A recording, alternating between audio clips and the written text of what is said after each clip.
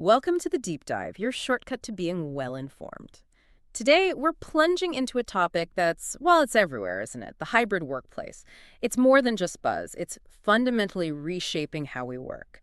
For many, it's the complex new normal. And for this deep dive, our source material comes from HR Cloud.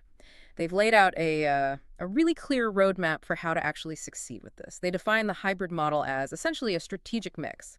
Traditional office time blended with remote work, trying to get the best of both worlds, really. And it's so important we nail this down because the potential benefits are, well, they're significant. Yeah. If you implement it thoughtfully, you can unlock much more flexibility, which everyone wants now, right? Plus, reduced overheads for the business and often, surprisingly, better employee productivity.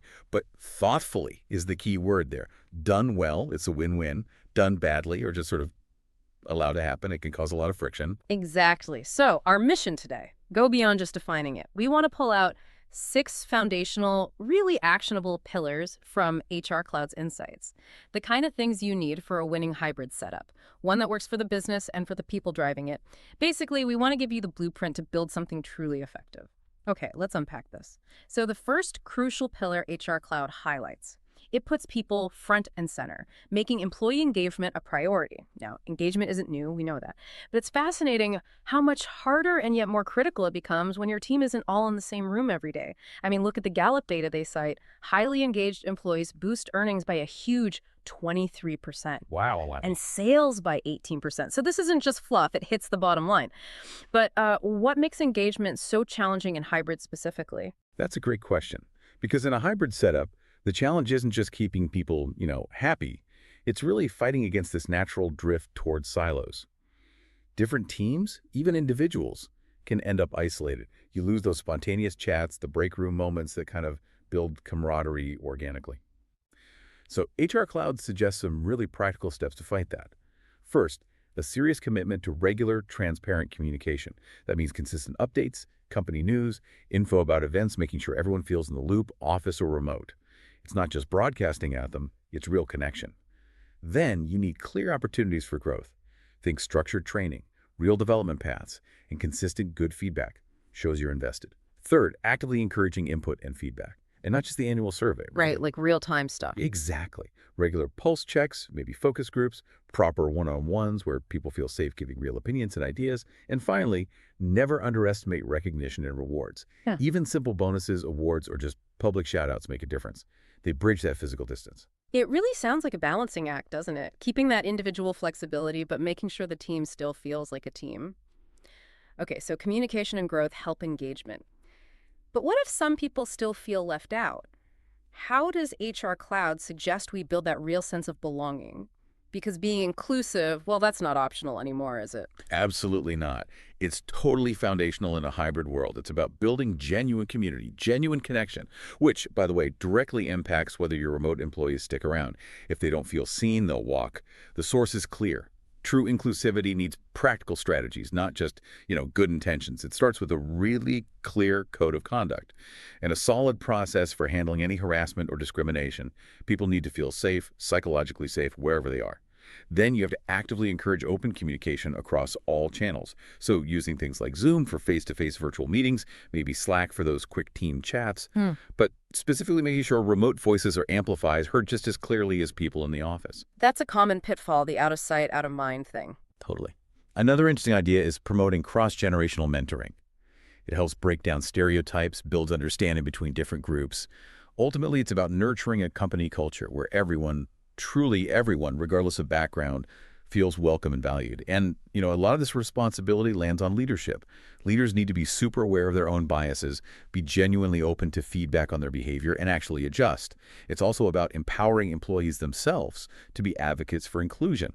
When everyone owns it, you get a much stronger hybrid team. So, engagement and inclusivity. These first two really set the stage, don't they? They create that human-centric foundation where trust and belonging can actually grow even without physical proximity. It's the emotional groundwork. Okay, foundation laid. Now, what about the day-to-day? How do we empower people practically in this model? This brings us to another critical piece from HR Cloud, ensuring there's flexibility. This one really hits home for what employees want today, doesn't it? And it fights that feeling of being watched over all the time. Precisely. Offering real flexibility isn't just a nice-to-have, it's strategic. It seriously boosts loyalty and motivation because it signals trust. It says, we trust you to do the work wherever and whenever. Mm.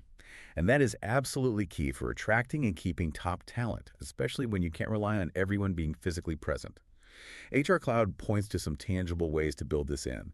Obvious things like solid telecommuting options, working from home or elsewhere. Also, genuinely adjustable hours, moving beyond the rigid 9 to 5 where possible, allowing people time off when they need it, promoting that crucial work-life balance. And interestingly, the source mentions using HR or CRM software, SaaS tools, to build customizable employee profiles. Ah, so matching preferences to roles. Exactly. It lets you systematically match individual needs and preferences with suitable roles. Makes flexibility scalable, not just a one-off favor. That's clever, baking it into the system. Okay, here's where it gets really interesting for day-to-day work. Let's talk about something that can make or break hybrid productivity. Optimizing all your meetings. We all know meetings are essential, but let's be real, they can be such a time sink, right? Especially with people calling in from everywhere, there's always room to improve. Oh, absolutely. Meetings are a classic hybrid stumbling block if you're not intentional. The source gives clear, actionable steps. First, clarity beforehand. Everyone needs to know the schedule, the exact purpose, and what's expected of them participation-wise well ahead of time. Then, creating and sharing agendas beforehand. Seriously vital. The source even cites research saying clear objectives are critical for effective meetings, gets everyone aligned. You also need to make sure your meeting tools, video conferencing, collaboration software are up to date, reliable, and easy for everyone to use, no tech barriers. Nothing worse than wrestling with the tech for the first 10 minutes. Exactly. And crucially, the meeting isn't over when the call ends. Following up afterward, email, Slack, whatever, is vital. It ensures tasks get assigned, projects actually move forward, and everyone knows the next steps, connects the discussion to action. It really does sound like a powerful combo. Flexible teams who can then collaborate efficiently because their meetings actually work. But that efficiency often relies on something more fundamental, which HR Cloud flags as our next point. Focus on time management. How does managing time effectively change when you're hybrid? Maybe with less direct oversight. You've hit on a key point there. In this dynamic hybrid world, time management isn't just a personal skill, it's critical for the whole team. It directly impacts productivity, efficiency, getting more done, and importantly, avoiding burnout. HR Cloud offers some really solid pointers. Start by setting realistic, measurable goals for people. When employees see how their daily tasks link to bigger projects, it boosts purpose and their focus. Using time tracking software is another suggestion, not for spying, but to help people understand where their time goes, enhance their skills, and hit deadlines better. It can feed into performance management, too, giving useful data. Data, not just gut feeling. Right. Encouraging open communication about task progress is also key. Maybe using something like WhatsApp Business or Project Tools so everyone's informed without needing constant interruptions. And here's a really powerful one. Allow your team to decline tasks if you're genuinely at capacity. Ooh, that's interesting. It is. It's not about slacking off. It's empowering people to manage their workload realistically. It prevents overwhelm, boosts quality on the tasks they do take on, and builds trust. And finally, those regular, structured check-ins. They're essential for motivation, driving things forward. It's about support, not surveillance. That point about declining tasks, wow. That really challenges the old just pile it on mentality, doesn't it? It connects time management directly to sustainability and well-being, not just output. Which leads us perfectly into our sixth and final pillar, tracking goals and performance metrics. This is so crucial. It ensures everyone's pulling in the same direction, gives objective data on what's working, and helps spot where people might need more support or training. It's basically how you measure success when you can't just see everyone working. Absolutely. The source lays out several key metrics businesses should track consistently to get a real grip on hybrid performance. First, employee satisfaction levels, super important. You can measure this with things like an ENPS, the Employee Net Promoter Score, which gauges loyalty, or maybe a custom survey through something like Salesforce. Happy employees stick around, and that impacts customers and sales, right? Makes sense. Then productivity levels. How well are people adapting? You can look at work volume versus time spent, or use specific software to track relevant activity. Also, engagement levels, which we talked about, being vital for long-term success. Measure that through pulse surveys, one-on-ones, looking at project outcomes, and finally, retention rates. Are your experienced people staying? The calculation's simple. Number of people who stayed divided by the number at the start times 100. For actually tracking all this, simple spreadsheets can work fine for listing goals and metrics. The tool isn't the main thing. The key is regular progress tracking and being willing to revise goals as needed. Keep things moving forward, keep adapting. So what does this all mean for you, listening? It means you don't have to just react to hybrid work. You now have a solid framework, these 6 pillars, for intentionally building a hybrid workplace that really works. For the company, yes, but also for the people within it. These aren't just abstract ideas, they're actionable strategies you can start thinking about and implementing. So just to recap quickly, our 6 foundational pillars for a winning hybrid workplace from HR Cloud.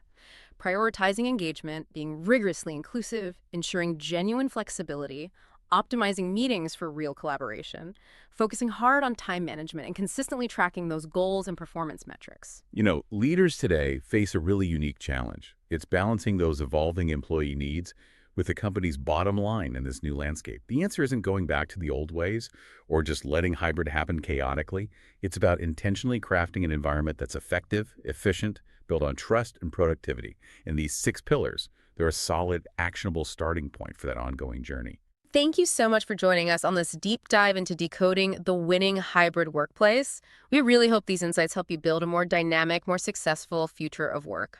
And as we wrap up, here's a thought to maybe chew on after you stop listening.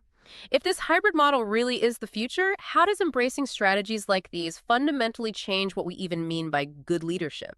Does it shift from oversight to empowerment, from valuing presence to valuing productivity, from managing tasks to ultimately cultivating trust? Something to think about.